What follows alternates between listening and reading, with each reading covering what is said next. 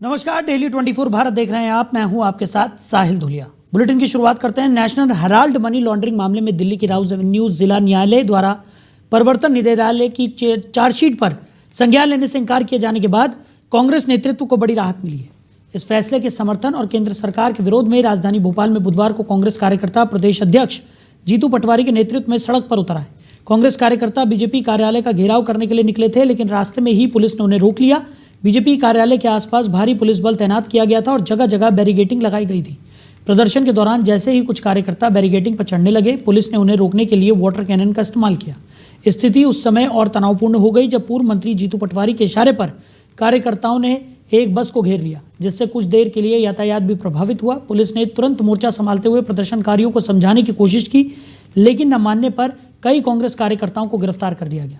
कांग्रेस नेताओं का आरोप है कि ईडी के जरिए विपक्षी नेताओं को परेशान किया जा रहा है और नेशनल हेराल्ड मामला पूरी तरह राजनीतिक प्रतिशोध का हिस्सा है। वहीं पुलिस प्रशासन का कहना है कि कानून व्यवस्था बनाए रखने के लिए कार्रवाई जरूरी थी। प्रदर्शन और गिरफ्तारी के बाद भी कांग्रेस कार्यकर्ताओं में आक्रोश देखने को मिला।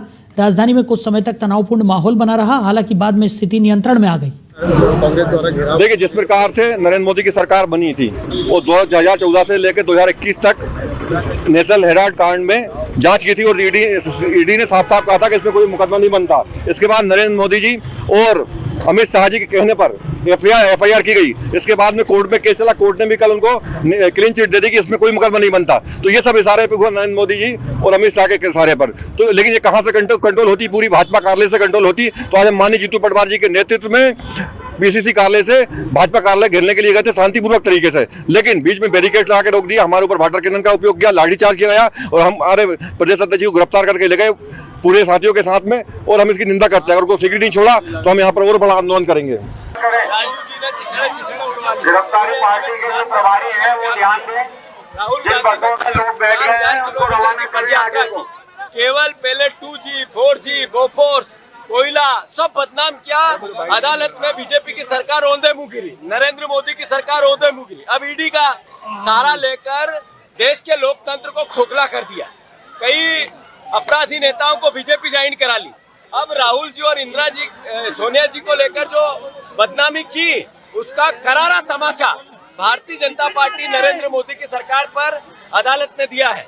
कांग्रेस पार्टी बीजेपी का कार्यालय घेरने चाह रही थी कि देश को जो बोला वो किया नहीं और उल्टा देश को बेच दिया अपने अडानी और अंबानी को, और उसके खिलाफ कांग्रेस पार्टी को बदनाम करना, पार्टी प्रभारी आगे विपक्ष के नेताओं करना। कांग्रेस इसके खिलाफ बीजेपी के कार्यालय को घेरने जा रही थी। इसकी आक्रमणता पुलिस को आगे करने की, आंसू गैस चलाने की, वाटर कैनन चलाने की, डंडे मारने की और गिरफ्तार करने की, ये बीजेपी का असली चेहरा है। प्रदेशवासियों जागो, देखो, राहुल गांधी जिंदाबाद, सोनिया गांधी जिंदाबाद, कांग्रेस पार्टी जिंदाबाद। हमारी आवाज को नहीं दबा सकती तो वो गिरफ्तार करके पुलिस को आगे कर देती है और पुलिस हमसे लड़े ये नहीं कर सकती। पुलिस पानी की बौछारें करती है और डंडे चलाती है। सरकार नाकामयाब है, स्टेट की हो चाहे सेंटर की हो, सरकारें बीजेपी की नाकामयाब है, गूंगी बहरी सरकार। बिल्कुल परसों भी महिला तरीके से मुद्दा उठाएंगे और हर गलत परसों हम महिला कांग्रेस से प्रदर्शन करेंगे, विजय शाह जी के घर का घेराव करेंगे। जिस तरीके से उन्होंने लाडली बहना को धमकी दी है उसका विरोध पूरे प्रदेश भर में हो रहा है और परसों हम पूरे मध्य प्रदेश की महिला आके उनके घर का घेराव करेंगे। इस तरह का ये छल करते हैं, ये आपको उनकी आचार से दिख रहा है, उनकी वाणी से दिख रहा है, उनके जो चाल चरित्र है उनसे दिख रहा है कि उनकी किस प्रकार की कार्यशैली है। और महिलाओं को सिर्फ मूर्ख बनाने का काम करती है बीजेपी सरकार, चाहे वो मध्य प्रदेश हो, देश हो, चाहे वो दिल्ली हो।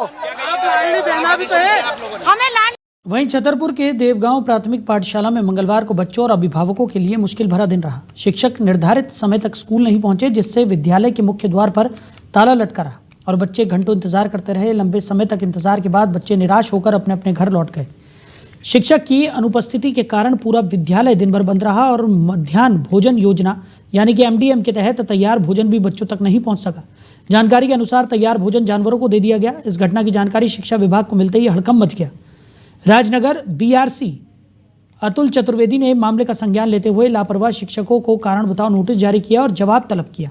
इस घटना ने बच्चों की पढ़ाई और पोषण पर सीधा असर डाला और प्रशासन की सख्त कार्रवाई की जरूरत को उजागर किया।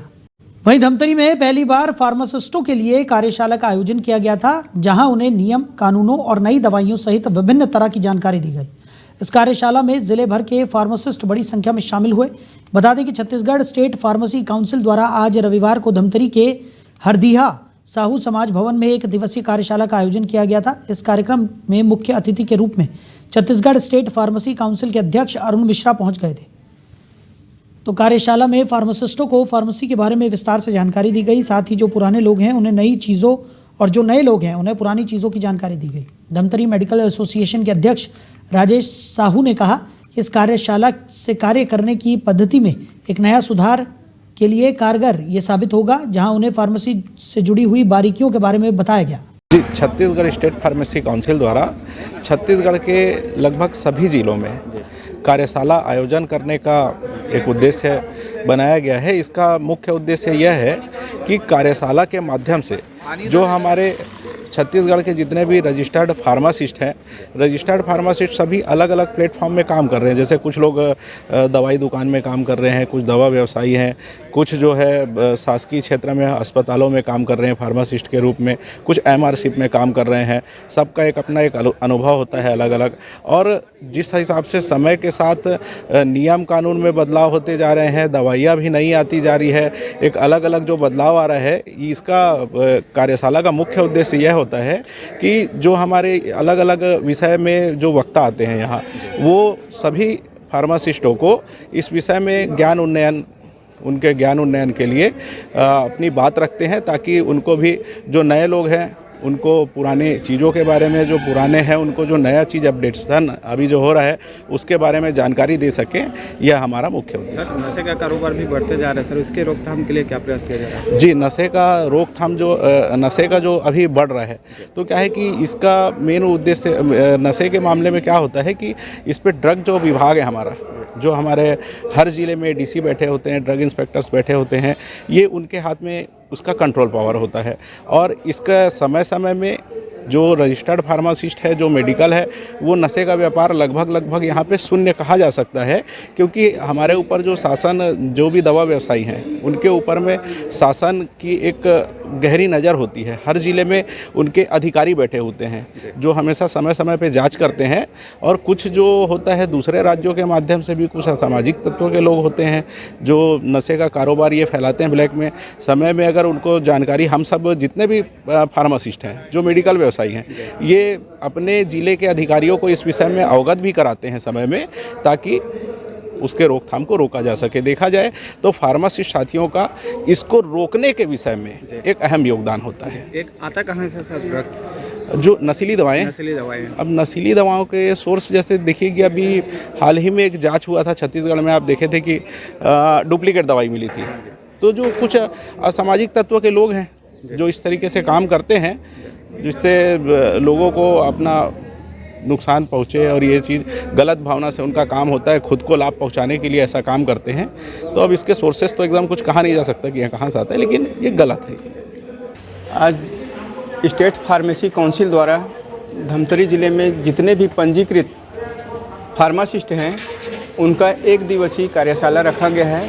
इस कार्यशाला में फार्मेसी स्टेट काउंसिल के अध्यक्ष आदरणीय अरुण मिश्रा जी, उपाध्यक्ष राहुल तिवारी जी और प्रमुख वक्ता के रूप में आदरणीय अविनाश अग्रवाल जी, संजय राजपूत जी, चंद्रकांत साहू जी हमारे बीच हमारे फार्मासिस्टों को ज्ञान और फार्मेसी के बारे में उनकी पूरी जानकारी हमारे फार्मासिस्टों को दी जा रही है। यह कार्यशाला निश्चित ही हमारे फार्मासिस्ट भाइयों के लिए उनके कार्य करने की पद्धति प्रणाली में एक नया सुधार और नया मोड़ लाएगा। यह जो पुराने फार्मासिस्ट हैं उनको नए चीज़ की जानकारी मिलेगी, और जो नए फार्मासिस्ट हैं उनको पुराने जो बीते हुए हैं उनकी जानकारी हमारे कार्यशाला के द्वारा दिया जा रहा है। और यह उनके जीवन के लिए बहुत बढ़िया और अच्छा सुनहरा अवसर है। और धमतरी के लिए सौभाग्य की बात है कि यह आयोजन धमतरी में पहली बार हो रहा है। इसके लिए हम स्टेट फार्मेसी काउंसिल को बहुत बहुत धन्यवाद और बधाई देते हैं। और ज़िले से आए भर जितने भी फार्मासिस्ट भाई लोग हैं उन्होंने बढ़ चढ़ कर हिस्सा लिया है, उनके लिए भी बहुत बहुत धन्यवाद, बधाई, शुभकामनाएं। जिले में कितने हैं भैया फार्मासिस्ट? धमतरी ज़िले में लगभग 1200 फार्मासिस्ट पंजीकृत हैं, उसमें से कम यहाँ पर 600 लोग उपस्थित हुए हैं। यह बहुत बढ़िया उपलब्धि है धमतरी ज़िले के लिए कि उन्होंने एक जागरूक फार्मासिस्ट होने के नाते धमतरी में एक दिवसीय कार्यशाला में अपना सहभागिता प्रदान की। तो भारत सरकार की पहल लखपति दीदी योजना प्रधानमंत्री नरेंद्र मोदी के नेतृत्व में ग्रामीण महिलाओं को आत्मनिर्भर बनाने और आर्थिक रूप से मजबूत करने के लिए शुरू की गई है। इस योजना के तहत स्वयं सहायता समूह से जुड़ी महिलाओं को कौशल विकास प्रशिक्षण, तकनीकी मार्गदर्शन और वित्तीय सहायता प्रदान की जाती है ताकि वो सालाना 1 लाख या उससे अधिक की आय अर्जित कर सकें। गरियाबंद जिले के छुरा ब्लॉक की ग्राम पंचायत सरकड़ा की महिलाओं ने इस योजना का पूरा लाभ उठाते हुए विभिन्न व्यवसायों में कदम रखा है। इन महिलाओं ने हरी सब्जी की खेती, किराना और फैंसी स्टोर संचालन, भवन निर्माण सामग्री व ईंट निर्माण जैसे व्यवसायों से सालाना लाखों रुपए की आमदनी शुरू कर दी है और आज वो पूरी तरह आत्मनिर्भर बन चुकी हैं। लखपति दीदी नर्मदा निषाद ने बताया कि उन्होंने पहले सिलाई मशीन से कमाई शुरू की, फिर किराना दुकान खोली और अब ईंट निर्माण से व्यवसाय बढ़ाकर सालाना 1.5 लाख रुपए तक की कमाई कर रही हैं। वो लोन लेकर अपने रोजगार का विस्तार कर रही हैं और आज अपने परिवार का भरण पोषण खुद कर रही हैं। लीना साहू ने जय मां लक्ष्मी समूह के माध्यम से लोन लेकर घर में फैंसी स्टोर और किराना दुकान शुरू की। साथ ही कृषि कार्य और सरकारी योजनाओं जैसे कृषि मित्र, महतारी वंदन, किसान सम्मान निधि से सालाना 1.5 लाख रुपए कमाकर उन्होंने खुद को और परिवार को आत्मनिर्भर बनाया है। राजधानी समूह की फुलेश्वरी निषाद ने हरी सब्जी और धान की खेती कर लखपति दीदी बन चुकी हैं और उन्होंने बताया कि 12 महीने लगातार उत्पादन कर बाजार में बेचकर वो सालाना 1 लाख रुपए तक कमाती हैं और परिवार का जीवन यापन सफलतापूर्वक कर रही हैं। झरना साहू क्लस्टर समन्वयक ने बताया कि स्वयं सहायता समूहों के माध्यम से महिलाएं सृजनात्मक रूप से छोटे व्यवसाय चलाकर आत्मनिर्भर बन रही हैं। लखपति दीदी योजना के अंतर्गत वो कृषि और अन्य रोजमर्रा के व्यवसायों से आमदनी कर रही हैं, सरकारी सहायता का लाभ ले रही हैं और अब अपने पैरों पर खड़ी होकर अपने परिवार का भरण पोषण कर रही हैं। इस तरह लखपति दीदी योजना न केवल महिलाओं को आर्थिक रूप से सशक्त बना रही है बल्कि उनके परिवार और समाज में भी सकारात्मक बदलाव ला रही है। और साथ साथ आजीविका भी कार्य करत हूँ, कृषि कार्य और सब्जी बाड़ी के कार्य भी करत हूँ, जेमे मोला टोटल आय 1 लाख तक बन जाते। और एकर लिए माननीय मोदी जी ला बहुत बहुत धन्यवाद देना चाहत हूँ कि हम सब महिला मन ला आगे बढ़ाए बर ये बिहान योजना ललई से कम ब्याज में ऋण दी से ओकर लिए बहुत बहुत धन्यवाद। मैं अपने गांव में कृषि के मित्र के रूप में चयन हुई हूँ। 2018 से मैं कृषि मित्र का काम कर रही हूँ, जिससे मेरे को 1910 रुपये प्राप्त होता है महीने का। और साथ में मैं अपना आजीविका डाली हूँ दुकान किराना फैंसी का, जिससे मेरे को मंथली 9 से 10 हज़ार इनकम मेरे बन जाता है। साथ में मैं महतारी वंदन 1000 रुपये मुझे प्राप्त होता है और कृषि से भी मेरा आय है, जिससे मैं 1 से 1.5 लाख रुपए का मेरा इनकम सालाना है। तो मैं माननीय मोदी जी को बहुत बहुत धन्यवाद करती हूँ जो मुझे इस बिहान योजना में जोड़ने के लिए और महिलाओं को इतना आत्मनिर्भर बनाने के लिए धन्यवाद। दीदी का उद्देश्य है कि जितने भी हमारे बिहान समूह में महिला दीदी जुड़े हैं उनके परिवार का सालाना आय 1 लाख हो। सालाना आय के अंतर्गत जैसे कि उनके कृषि कार्य से संबंधित आय है और महतारी वंदन से आय है, पीएम किसान सम्मान निधि से आय है, साथ ही साथ बिहान से ऋण लेकर हमारे समूह सदस्य के द्वारा जो भी आजीविका गतिविधि का कार्य किया जा रहा है, जैसे किराना दुकान, फैंसी स्टोर, ब्यूटी पार्लर और हो गया मोबाइल रिपेयरिंग, ट्रांसपोर्टिंग का जो भी कार्य महिला दीदी के द्वारा उनके परिवार के द्वारा किया जा रहा है, वो सभी कार्य से जितना भी आमदनी मिलता है उनका आमदनी सालाना 1 लाख हो, वो सभी लखपति की श्रेणी में आएगा। लखपति का मुख्य उद्देश्य महिलाओं को आत्मनिर्भर बनाना है। आपका नाम क्या? मेरा नाम झरना साहू, क्षेत्रीय समन्वयक, जनपद पंचायत छुरा। मैं यहाँ समूह में जुड़ के मतलब आ रहे पैसा से लेकर मैं यहाँ सिलाई कार्य करे हूँ, सिलाई कार्य से बोल अच्छा आमदनी हुई से। ओकर बाद में यहाँ दूसरा बार ऋण ले हूँ एमसीपी के माध्यम से। ओमे में यहाँ छोटे से किराना दुकान डाले हूँ, साथ में फैंसी सामान भी डाले हूँ। ओकर से मोला अच्छा से आमदनी हुई से तब यहाँ 50,000 ऋण लेके अपन घर के खेत में मतलब यहाँ ईंट निर्माण करवा हूँ। ईंट निर्माण करवा हूँ तो घर से मोला 20,000 बना हूँ। 20,000 से मोला भी बेचे के बाद मोला अच्छा से फायदा हुई से। तो मैं वैसे ही सिलसिलावार हर साल मतलब ईंट निर्माण के कार्य करत हूँ। ओकर से मोला बहुत ही अच्छा आमदनी होथे। मैं सालाना कम से कम सीजन में 1.5 लाख रुपया में यहाँ आमदनी कमा चुकी हूँ। और माननीय नरेंद्र मोदी जी ले बहुत बहुत धन्यवाद देता हूँ जे महिला मन ला स्वावलंबी बनाए बर ये बिहार योजना ला चालू करी से और हम महिला मन ला कम ब्याज दर में पैसा दिलात ओकर लिए बहुत बहुत धन्यवाद। और वहीं गरियाबंद जिले के देवभोग थाना क्षेत्र के ग्राम कारचिया में बुधवार की सुबह एक दुखद घटना ने गांव को स्तब्ध कर दिया। तेल नदी में एक नवजात बच्ची का शव तैरता हुआ पाया गया, जिससे आसपास के ग्रामीणों में भारी हलचल मच गई। जानकारी के मुताबिक सुबह कुछ बच्चे नदी में नहाने गए थे और तभी उनकी नज़र पानी में तैरते नवजात के शव पर पड़ी। बच्चों ने तुरंत गांव लौटकर बड़ों को सूचित किया। घटना की खबर फैलते ही ग्रामीणों की बड़ी संख्या नदी के तट पर इकट्ठा हो गई और सभी हृदय विदारक दृश्य देखकर चौंक गए। पुलिस ने घटना की जानकारी मिलते ही तुरंत कार्रवाई की। देवभोग पुलिस की टीम मौके पर पहुंची, पंचनामा तैयार किया और शव को कब्जे में लेकर पोस्टमार्टम के लिए भेज दिया। ग्रामीण इस घटना को मानवता के लिए शर्मनाक बता रहे हैं और इसे लेकर चर्चा और आक्रोश फैल गया है। फिलहाल पुलिस मामले की गंभीरता से जांच कर रही है और शव मिलने के कारणों की विस्तृत छानबीन की जा रही है। उधर कमला नगर पुलिस को मुखबिर से सूचना मिली कि थाने के पीछे बापू नगर में कुछ लोग अवैध रूप से छुरी तलवार बनाने व बेचने का काम करते हैं।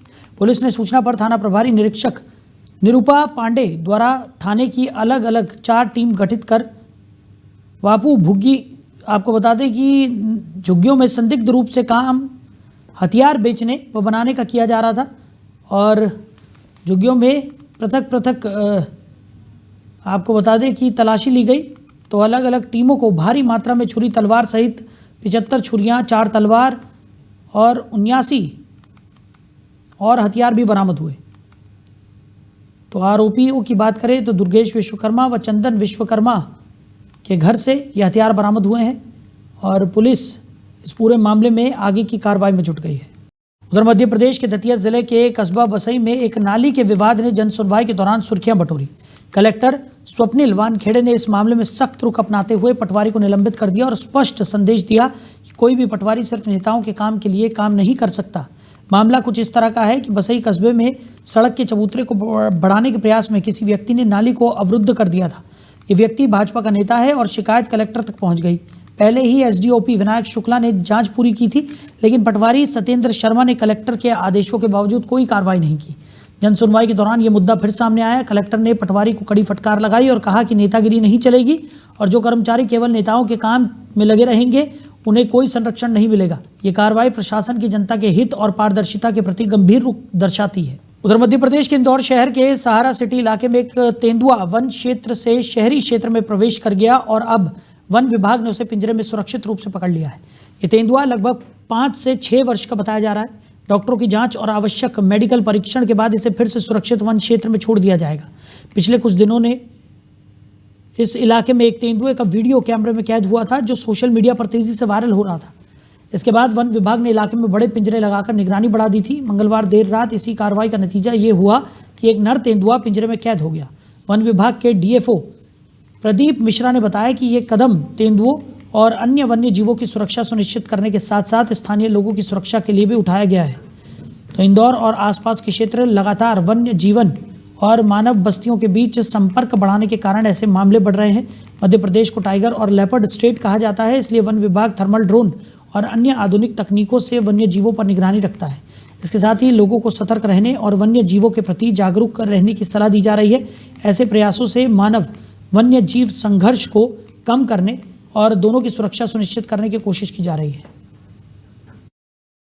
इंदौर में सहारा सिटी रहवासी क्षेत्र है और कॉलोनी है बेसिकली, और ये देव गुड़ारिया जो वन क्षेत्र लगता है उसके बहुत समीप है, 1 से 1.5 किलोमीटर की दूरी पर पड़ता है।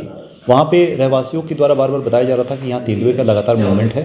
हम लोगों ने उसका निरीक्षण किया उस क्षेत्र में, पेट्रोलिंग की, पता किया, तेंदुए के साक्ष्य मिले। उसके बाद हम लोगों ने पिंजरा इंस्टॉल किया ताकि उनके भय को दूर किया जा सके और संयोग से आज रात में तेंदुआ उसमें फंस गया और तेंदुआ लगभग 5 से 6 वर्ष का है, मेल तेंदुआ है और अब आगे उसको मेडिकल परीक्षण करके उसको जंगलों में छोड़ने की कार्रवाई की जा रही है। कितनी एज सर बताइए आपने? एज लगभग 5 से 6 साल का है, मेल तेंदुआ है। इस विषय में एक बात मैं और कहना चाहूँगा, चूँकि रहवासी क्षेत्र में ये घटनाएं लगातार बढ़ती जा रही हैं, इसका मुख्य कारण ये है कि विगत कई वर्षों में मध्य प्रदेश वन विभाग ने और लोगों ने मिलकर वन प्राणियों के संरक्षण में बहुत ही उत्कृष्ट कार्य किया गया है, जिससे Madhya Pradesh tiger state, leopard state बन चुका है। और इसके प्रिकॉशन के लिए हम लोग थर्मल ड्रोन से मॉनिटरिंग कर रहे हैं। अभी एक सप्ताह पूर्व हमने एक्सरसाइज किया था जो अर्ली वार्निंग सिस्टम की तरह काम करेगा। कोई भी तेंदुए का मूवमेंट होगा तो हम लोग पहले से लोगों को बता देंगे। साथ में हम लोग ढेर सारे कैमरा ट्रैप भी इंस्टॉल कर रहे हैं ताकि हम लोग पहले से ही मॉनिटरिंग करके जान जाए तेंदुए का मूवमेंट कहाँ है और लोगों को हम लोग सचेत कर पाएँ। तो ये एक ऐसा सिस्टम होगा जिसमें कोएक्सिस्टेंस बेहतर रहेगा ह्यूमन्स का और वाइल्ड लाइफ का। सर ये तेंदुआ कितने दिन से मूवमेंट था इसका और इसकी कंडीशन क्या है, अभी कहाँ? ये तेंदुआ एकदम स्वस्थ है और ये भी भेजा गया है जू पर मेडिकल परीक्षण के लिए। प्रोटोकॉल होता है, उसके बाद उसे छोड़ते हैं और इसका मूवमेंट लगातार रिपोर्ट हो रहा था। इसके पहले भी एक हफ्ता पहले इसका रिपोर्ट हुआ था, उसके बाद भी हम उस पर नज़र बनाए हुए थे। चूँकि रहवासी संघ द्वारा बार बार इसको रेस्क्यू करने की बात की जा रही थी, अंततः हम लोग को रेस्क्यू करना पड़ा। किसी को नुकसान पहुंचा है, कोई इंसान या जानवर को? किसी प्रकार के जानवर को नुकसान नहीं पहुंचा है, लेकिन ये जरूर रिपोर्टेड है कि उस क्षेत्र में जितने भी डॉग्स हैं, फेरल डॉग्स हैं, उनको जरूर ये शिकार बनाता हुआ है और यही रीज़न है कि रहवासी क्षेत्र में ये तेंदुए का मूवमेंट बना रहता है। अभी इसकी कंडीशन ठीक है? बिल्कुल, ये स्वस्थ है और रेस्क्यू का रिजल्ट ये नहीं था कि तेंदुए को कोई प्रॉब्लम थी। रेस्क्यू इसलिए किया गया था कि रहवासी संघ के लोग बहुत भयभीत थे, उनके भय को कंटेन करने के लिए रेस्क्यू किया गया। कहाँ छुड़वाएंगे? अभी मेडिकल परीक्षण ऑलमोस्ट का कंप्लीट होने जा रहा है। इसके बाद हम लोग किसी अच्छे जंगल क्षेत्र में। वहीं 11वें खजुराहो अंतर्राष्ट्रीय फिल्म महोत्सव के पहले दिन की शाम खास रही, जब पद्म भूषण से सम्मानित फिल्म अभिनेता और निर्देशक अनुपम खेर कार्यक्रम में शामिल हुए। इस अवसर पर उन्हें भारत गौरव सम्मान से भी सम्मानित किया गया। कार्यक्रम के दौरान अनुपम खेर ने अपने जीवन के कुछ यादगार पल साझा किए, खासकर वो पल जो उन्होंने राजा बुंदेला के साथ बिताए। इस दौरान अनुपम खेर ने लगभग 40 से 45 साल पहले राजा बुंदेला से लिए गए 80 रुपये का मज़ेदार किस्सा भी सुनाया। उन्होंने बताया कि राशि उन्होंने अब तक नहीं चुकाई थी और आज वो इसे चुका देंगे। जैसे ही उन्होंने अपनी पैंट की जेब में हाथ डाला, पहले वहाँ से 100 रुपये निकले और फिर दूसरी कोशिश में 500 रुपये बाहर आए। अनुपम खेर ने ये राशि सीधे खजुराहो अंतर्राष्ट्रीय फिल्म महोत्सव के मंच पर राजा बुंदेला को अर्पित की। इसके अलावा अनुपम खेर ने KIFF का समर्थन करने और फिल्म महोत्सव की सफलता में योगदान देने की बात भी साझा की। इस पर राजा बुंदेला ने उनसे फिल्म महोत्सव के ब्रांड एम्बेसडर बनने का अनुरोध किया, जिससे कार्यक्रम की गरिमा और उत्साह दोनों बढ़ गए। वहीं रीवा जिले में शिक्षा विभाग से जुड़े एक गंभीर मामले ने लोगों को झकझोर कर रख दिया है। सगरा थाना क्षेत्र के शासकीय हाई स्कूल लोआ कोठार में पढ़ने वाली 7वीं कक्षा की छात्रा के साथ शिक्षक के मारपीट किए जाने का आरोप सामने आया है। घटना में कहा जा रहा है कि शिक्षक ने छात्रा को जूते से मारा और जाति सूचक शब्द भी कहे, जिससे न केवल छात्रा बल्कि स्कूल का माहौल भी प्रभावित हुआ। घटना के बाद छात्रा के परिजन नाराज हो गए और उन्होंने पुलिस अधीक्षक कार्यालय पहुंचे और शिक्षक के खिलाफ सख्त कार्रवाई की मांग की। परिजनों ने इस मामले की शिकायत सगरा थाने में भी दर्ज कराई है। आरोप है कि छात्रा ठंड के कारण बाहर बैठी थी और गीली जमीन पर डबल टाट बिछाकर बैठ गई थी। इसी दौरान एक अन्य छात्र ने टाट खींच दिया, जिससे छात्रा का ड्रेस गंदा हो गया। छात्रा ने इसका विरोध किया, लेकिन इसके बाद शिक्षक ने उसे जूते से पीटा। पुलिस इस मामले की गहन जांच कर रही है और आवश्यक कानूनी कार्रवाई की जाएगी। इस घटना ने शिक्षा विभाग की छवि को भी प्रभावित किया है और स्थानीय लोग शिक्षक के खिलाफ कड़ी कार्रवाई की मांग कर रहे हैं। मामला स्पष्ट रूप से ये दिखाता है कि स्कूल में छात्रों की सुरक्षा और सम्मान को सुनिश्चित करने के लिए प्रभावी निगरानी और नियमों की सख्ती कितनी जरूरी है। हम लोग को अंदर ठंड लग रही थी तो हम लोग बाहर बैठ गए। बाहर जमीन गीली थी तो वहाँ पास हम लोग डबल टाट कर बिछा लिए। तो वहाँ मेरे क्लास का एक लड़का था तो टाट खींच लिया, मैं गिर गई, मेरा ड्रेस गंदा हो गया। तो मैं ऐसे बोली तुम्हें टाट मांग लेना चाहिए था ना, तो तुम क्यों खींच लिए, मेरा ड्रेस गंदा हो गया। फिर वो बोला मैं नहीं मांगूंगा। फिर मैं बोले तुम्हें मारूंगी। फिर वो सर के पास गया, सर बोला वो मुझे मार रही है। फिर सर आकर बोले तुम्हारी तुम उन्हें क्यों मार रही हो। फिर वे जूते से मारी। तो सर ने आपको मारा, जूते से मारा? काहे तुम्हारा आपको? जूते से। अभी आप क्या चाहती हो? मैं चाहती हूँ कि उन्हें शाम तक में गिरफ्तार किया जाए। क्या नाम है टीचर का? श्री ब्रजभूषण प्रसाद तिवारी। कौन सी स्कूल की घटना बेटा? कहाँ? शासकीय हाई स्कूल लोगो कोठार। मेरी बच्ची आकांक्षा साकेत कक्षा 7 में पढ़ती है। वहाँ मेरी बच्ची ने स्कूल परिसर के बाहर जो है तो क्लास लगी थी, वहीं जो है तो टाट जमीन गीली थी तो टाट को डबल करके बिछा लिया था। तो वहाँ एक लड़का था, उस टाट को खींच लिया तो उसका ड्रेस गंदा हो गया, वो गिर गई नीचे। तो उसने उस लड़के को बोला कि तुम टाट क्यों खींच लिया। तो फिलहाल इस बुलेटिन में मेरे साथ इतना ही। आप बने रहिए। नमस्कार।